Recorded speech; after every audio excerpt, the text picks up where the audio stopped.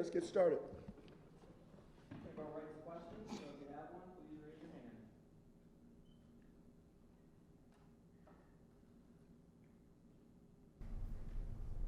Nico. Boston College this weekend. I know we talked about Pittsburgh a few weeks ago as one of the rivals of this team. Where do you see Boston College as far as rivalries are concerned in your football team? Boston College is right there. And obviously, we had a couple of the guys talking about this game as soon as we finished with the Florida State game. They understand that this game is different. The hitting in it is different. It would go right along with the other rival that we played that we're not going to mention because this is Boston College week. And we understand what that means, and it's going to be a physical contest. I think our guys are excited, and they understand that the older guys have to lead in a situation like this because the younger guys don't know, and it's not their fault they don't know. But once they have a taste of it, they'll understand. Yeah, Brandon. So after Saturday, first time for the offensive line featuring Bergeron at right tackle, and so with that shift, did you see any growth in the offensive line in any areas? If so, what were they and what still needs to be worked on? Brandon, I did see some growth. I thought that they came out and they fought extremely well. I thought for the very first time I felt like we had series where we could actually run the football and move the football. I thought that we were moving the football against good personnel. I went back and checked, and there was a lot more ones in there than what I thought after the game, and I'm excited about that. The growth needs to continue. I thought Bergeron did an okay job for his first extended work, and we want to see him to continue to grow. The one good thing about him is that even though he's a young guy in year, he's not a young guy in age. So there was some physicality about him while he was out there, and we were excited about the way he played. Do you see that kind of aspect in some of the CJ players you bring in who are freshmen at 20, 21 years old? I didn't understand quietly the question. Canadian players who come in at 20, 21 years old, do you see that physicality in a lot of them? I do. They got a little hockey mentality to them when you talk to them. And then the other thing is you got to understand and I think you do understand, the freshmen that come from Canada, normally they're two-language people. So they're very, very intelligent. You know, English is normally for a lot of those guys, it's their second language. And they may speak their second language better than some of our guys' first language. So they're really, really sharp people. For the most part, the physicality doesn't bother them. And, you know, we love our brothers to the north, and we'll continue to recruit up there. I think mental mistakes has kind of come up a couple times when talking to you and some of the players. It's just kind of what's been happening in the last couple of games. What's the difference between how you fix mental mistakes and other mistakes, I guess? You know, Coach Tomey, who was my head football coach at the University of Hawaii, who passed away this year, he had a line that at first I didn't understand when I was a young freshman, and then as I got older, it started to stick with me. And the line he used to use was, you know, try less harder.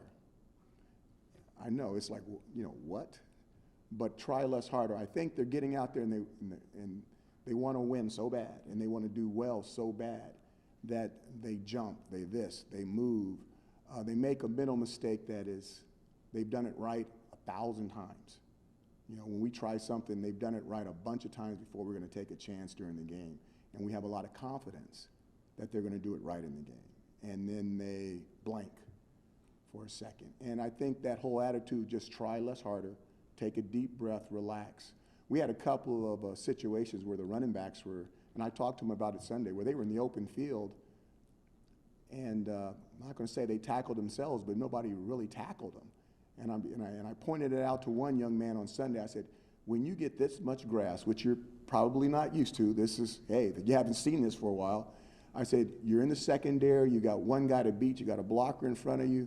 As crazy as this sounds, even though you're moving full speed, just take a deep breath and just relax for a second. Just slow down a little bit, because this guy's probably going to make a block for you. And then once this action happens at the next second or two, you're going to know exactly what to do. Your natural instincts will take over. So I think it goes back to what Coach Tomey talked about, and just try less harder, because they all have the skills or they wouldn't be here.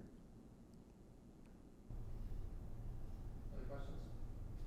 Eric. The team's been called for the third most penalties in the country this year. This might relate back to mental mistakes, but I was just curious, what do you think the biggest reasons for that are? Are there like overarching reasons for that keep coming up, or are there just more missed calls or more calls against you than usual?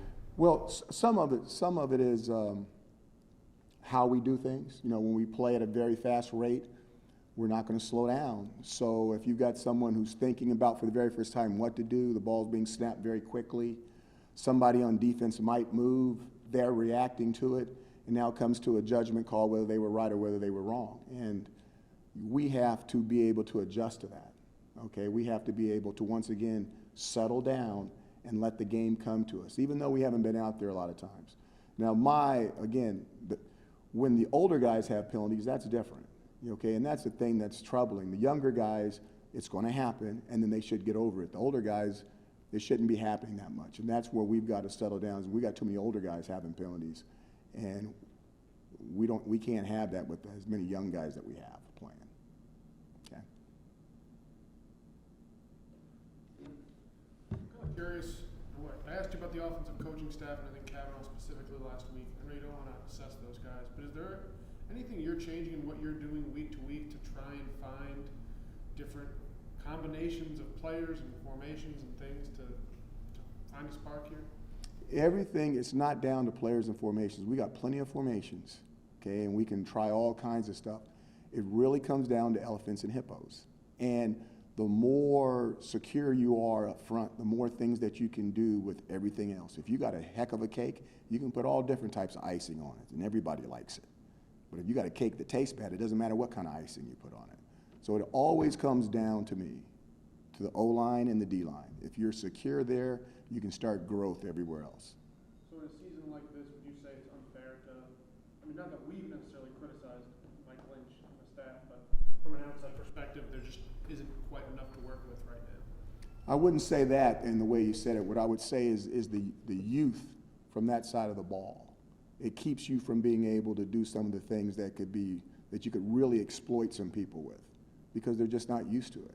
And then the flip side of that is this may look really good, but now you've got somebody that could lose a physical one-on-one battle that could really allow you to isolate somebody and get after them.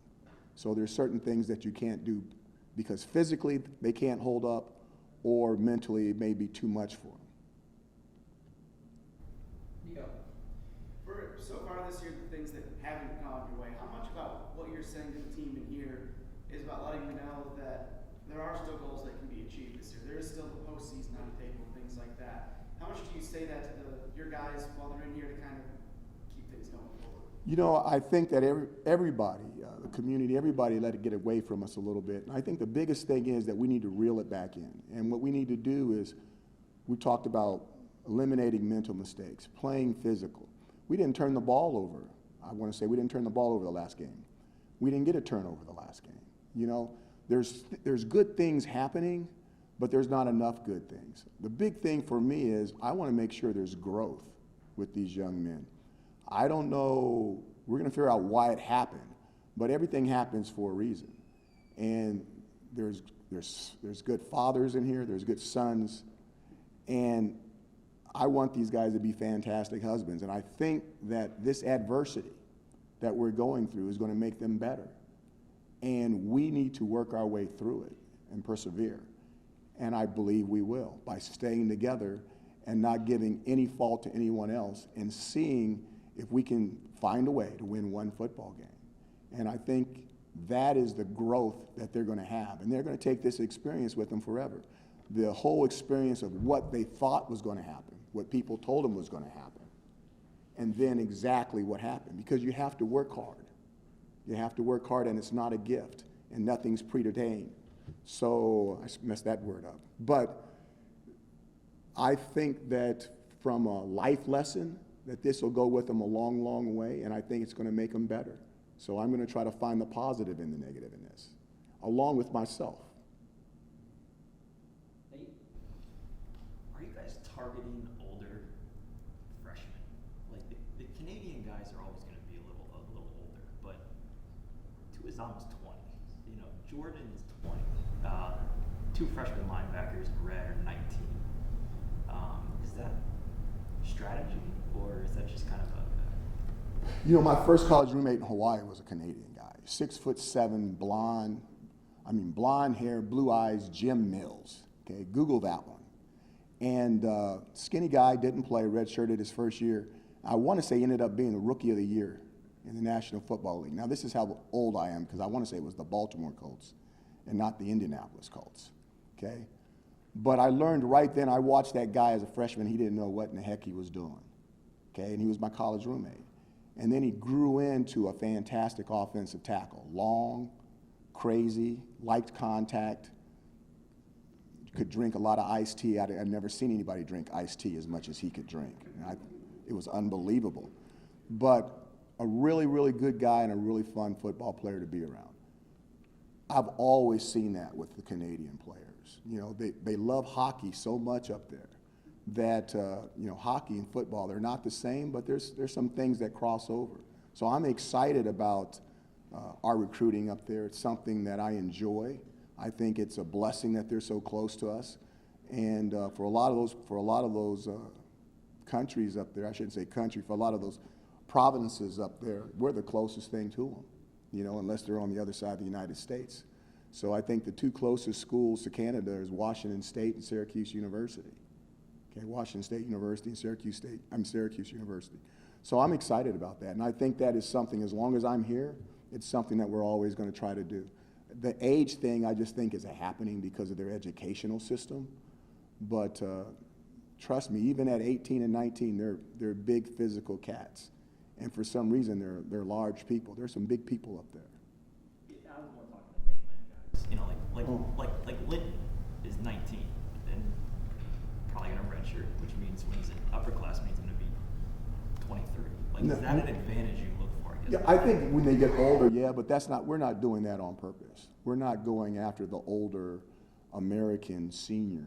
We're not doing that. We're just trying to look for the best prospect that we can, and if they're ready, we'll play them. If not, we'll redshirt them, and we'll see where they grow to. So I'm sorry I misinterpreted your question. Matt? Like Florida State, Boston College also sports a really strong running game. What lessons can your defense take from the loss this past weekend to improve for the matchup this coming weekend? Well, again, we're dealing with a fantastic back in Dillon. Even their backup, I believe, rushed for like 122 yards against NC State, and we couldn't move the ball against those guys at all. So they have two very, very talented running backs. Their starting quarterback got hurt, so they're with their backup quarterback. And I really feel that that's based off of Coach Adazio and their football team. That's what he wants to do. Coach Adazio used to work here at Syracuse University. They want to run the football. He's an old O-line coach. And that's how they decided that they want to win football games. And we've got to line up, match their physicality, and stop the run. If we don't do that, it will not be good. And that's the number one thing. We know it's the number one thing. They know what they're going to do, and they're going to still come in here and run the football. So there's no trickery. There's no trick or treat that's going to be going on this weekend. Everybody's going to know what's going to happen. John? With that, I feel like from the outside perspective, with people that don't know the X's and O's that well, you see a running team and you'll hear just stack the box, put 8 guys in there. Why is it not that simple? I feel like if it was that simple, A.J. Dillon would have no rushing yards all year, right? I'm smiling because it's a really, really good question. It's a good question. I want to give it all the justice. It's not that simple because guys get to block people. Because, yeah, you can put 8 guys up there and you can cover every gap. I got the D, I got the C, you got the B, you got the A. Every gap is covered. And now they've got 7 guys that get to block the people in that gap. And then you got to hold that gap. And you got a guy trying to throw you out of that gap, trying to throw you out of the bar, and you're trying to get back in the bar, get back in the gap. And that's the whole battle. It is so cool, okay, because they're trying to move people that don't want to be moved, and you're trying to stay in a gap, and they're trying to throw you out of it. And that's old-fashioned football. And you have to embrace that part of it. And I think since I've been here, every game that we played against them, the most physical team won. Every game. Look at the score, look at the hitting that was going on, go back since I've been here. Whichever team was the most physical won the game. Now, I'm not going to say it's been that way, and it's hard not to beat them if you're not going to be more physical than them. That's going to just be lucky. But if you match the physicality, you have a chance.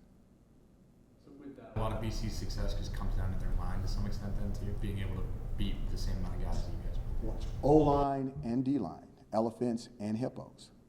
No, it's important that both sides. That's where a lot of their outstanding players are. And then of course you get a Heisman Trophy tailback, okay? And you get some good linebackers and some tough guys around there. And that's not to take away from their receivers or their DBs, but that's how their team is built, okay? They have better matchups on certain teams than other teams. But for us, and the way we match up against them, we got to match their physicality. Time for 2 more questions. Andrew?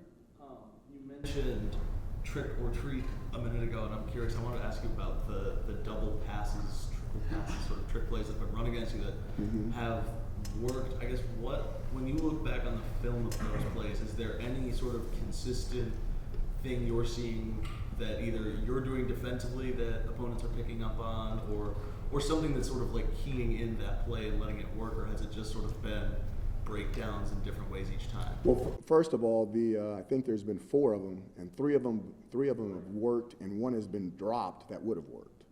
And if you go back to the one from last week, the guy was in the grass of somebody, and this is not an excuse. He barely got the ball off to a quarterback who was actually being grabbed before that, and then the guy let him go. Then the ball came back to him, and then he had to go back after the quarterback. And then right when he was about to, I think he actually hit the quarterback, but the quarterback threw the ball back, and then the quarterback threw the ball back to a guy that was actually being covered. But now since there was 2 guys, he stopped covering the other guy to go cover the other guy, and then the ball went to the guy that he was actually covering the first time. So you could see it was a well-designed play. And that's part of it, though. I mean, hats off to them. You have to call it. If one of those passes get picked off, if one of those things get knocked down and it's a touchdown run the other way, everyone's saying, like, why did you run that play? That wasn't worth the gamble in the whole 9 yards. But that's part of the trickery. I mean, I know we called a play a couple of years back where Eric Dungy ran down the middle of the field, and he got hit, and everybody said, don't ever call that play because why would you risk him, da-da-da, da-da-da, da-da-da, and okay, I won't call that play if you guys don't want us to call that play. But that's all part of it. Quarterbacks and the Philly special and all that kind of stuff. If you're going to do that stuff, you got to be willing to take the high end and then take the results if it doesn't work out your way, if you're going to try to be that creative. So. Time for 1 more question. Steven? Chances you get anyone back this weekend? Bear? I would say no to Bear. I haven't seen him. I would say no. Now I'm going to say no, and then he's going to pop up, and you guys are going to get mad at me. But I haven't seen him all year, so I don't see why I would say yes now. And for the rest of the guys, I won't know till Monday. I really won't. I would hope that the guys that didn't play, they'd be healthy enough to play this week, but we'll see. Okay? Thanks, guys. Thank you. And gals.